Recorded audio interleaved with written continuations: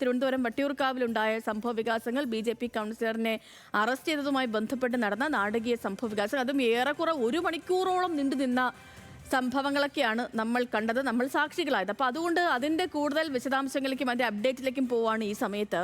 വധശ്രമ കേസിൽ പിടിയിലായ Thiruvananthapuram BJP councillor സുഗതനെ central ജയിലിലേക്ക് മാറ്റിയിട്ടുണ്ട്.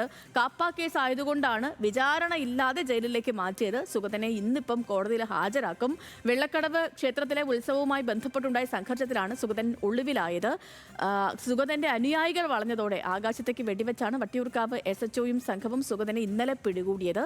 സംഘർഷത്തിൽ SHO വിപിനും SI അഭിജിത്തിനും പരിക്കുകളുണ്ട്. പോലീസ് വീട്ടിൽ കയറി തന്നെയും മക്കളെയും മർദ്ദിച്ചു എന്നും അസഭ്യം പറഞ്ഞുവെന്നും സുഗതന്റെ ഭാര്യ അശ്വതി ആരോപിച്ചു. അശ്വതിയുടെ പ്രതികരണത്തിലേക്ക്. ഒരു പ്രകോപനവും ഇല്ലാതെ കയറി വരുമായിരുന്നു.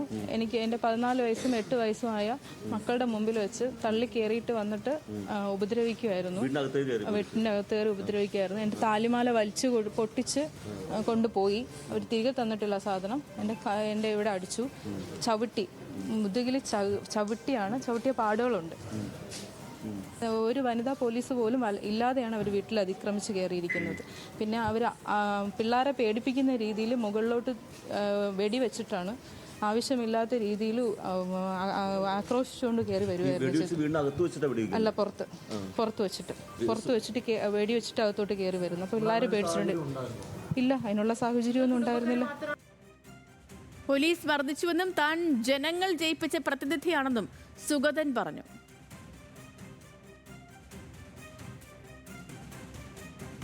വീട്ടിൽ കയറി അറസ്റ്റ്, എൻ്റെ ഭാര്യ എൻ്റെ മൈനറായിട്ട് കൊച്ചിനെ ചൗക്കുറ്റി അടിച്ചിട്ട് ഇവർ വെടിവെച്ചിട്ട് എന്നെ അറസ്റ്റ് ചെയ്തത്.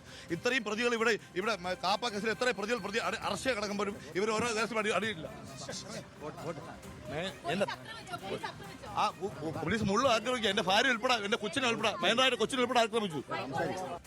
വിശദാംശങ്ങളുമായി സനിറ്റയാണ് നമുക്കിപ്പം ചേരുന്നത് തിരുവനന്തപുരത്ത് തത്സമയം. സനിറ്റ, ഗുഡ് മോർണിംഗ്.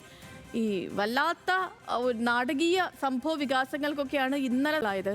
ഈ പോലീസ് ഒളിവിലായിരുന്ന സുഗതനെ അറസ്റ്റ് ചെയ്യാൻ പോലീസ് വീട്ടിലേക്ക് വരുന്നു. പിന്നീട് സുഗതന്റെ ബന്ധുക്കളും സഹോദരനടക്കം വളഞ്ഞിട്ട് പോലീസിനെ മർദ്ദിക്കാൻ ശ്രമിക്കുന്നു.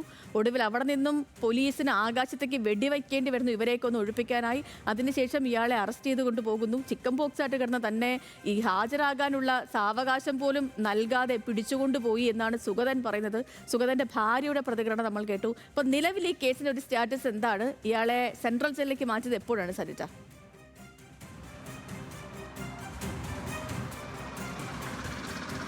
സേതു, നിലവിൽ നമുക്ക് പോലീസ് വൃത്തങ്ങളിൽ നിന്ന് മനസ്സിലാക്കാൻ കഴിയുന്നത് ഇന്നലെ രാത്രിയോടെ തന്നെ സുഗതനെ സെൻട്രൽ ജയിലിലേക്ക് മാറ്റിയിരിക്കുന്നു എന്ന് തന്നെയാണ് ഇപ്പോൾ നമുക്ക് രാവിലെയൊക്കെ പോലീസുമായി ബന്ധപ്പെട്ടപ്പോൾ മനസ്സിലാക്കാൻ കഴിയുന്നത്. വളരെ വൈകിട്ടാണ് ഇന്നലെ സുഗതനെ ജയിലിലേക്ക് മാറ്റുന്നത്. മാത്രമല്ല, കാപ്പ കേസ് ആയതുകൊണ്ട് തന്നെ വിചാരണയില്ലാതെയാണ് ഇത്തരത്തിൽ അദ്ദേഹത്തെ റിമാൻഡിലേക്ക് വിട്ടിരിക്കുന്നത്. കഴിഞ്ഞ ദിവസങ്ങളിലേക്ക് നമുക്ക് സേതു പറഞ്ഞതുപോലെ തന്നെ വലിയ നാടകീയ സംഭവങ്ങൾക്കാണ് തലസ്ഥാനം സാക്ഷ്യം വഹിച്ചത്. ഇത്തരത്തിൽ ഒരു CPM പ്രവർത്തകനെ പരിക്കേൽപ്പിച്ചു, അല്ലെങ്കിൽ ഗുരുതരമായി പരിക്കേൽപ്പിച്ചു, കൊല്ലാൻ ശ്രമിച്ചു, അല്ലെങ്കിൽ വധശ്രമത്തിനുള്ള കേസാണ് അദ്ദേഹത്തിനെതിരെ ചുമത്തിയിരിക്കുന്നത്. തുടർന്ന് ഇദ്ദേഹം നിരവധി നാളുകളായി ഒളിവിലായിരുന്നു. ഇന്നലെ സാഹസികമായാണ് പോലീസ് ഇദ്ദേഹത്തെ പിടികൂടുന്നത്. തുടർന്ന് നാടകീയ സംഭവങ്ങൾക്ക് തന്നെയാണ് ഇന്നലെ സാക്ഷ്യം വഹിക്കാൻ നമുക്ക് കഴിഞ്ഞത്. കാരണം ഇത്തരത്തിൽ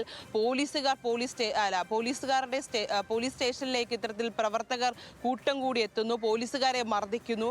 തുടർന്ന് അവർക്കെതിരെ വലിയൊരു അക്രമ സാഹചര്യം അഴിച്ചുവിടുന്നു. BJP പ്രവർത്തകരുടെ ഭാഗത്തുനിന്നും വലിയ ഗുരുതരമായ ഒരു കുറ്റകൃത്യം തന്നെയാണ് ഇന്നലെ ഉണ്ടായിരുന്നത്. നമുക്കറിയാം, പോലീസ് SHO ഉൾപ്പെടെ CPO ഉദ്യോഗസ്ഥർക്ക് വലിയ തരത്തിലുള്ള പരിക്കുകളുണ്ട് ഇന്നലത്തെ സംഭവത്തിന് ശേഷം. എന്തായാലും നിലവിൽ അദ്ദേഹം റിമാൻഡിലായി കഴിഞ്ഞു എന്ന് തന്നെയാണ് നമുക്ക് മനസ്സിലാക്കാൻ കഴിയുന്നത്. രാവിലെ തന്നെ ഞാൻ ഇത്തരത്തിൽ കോർപ്പറേഷൻ അധികൃതരെ ബന്ധപ്പെടാൻ ശ്രമിച്ചിരുന്നു.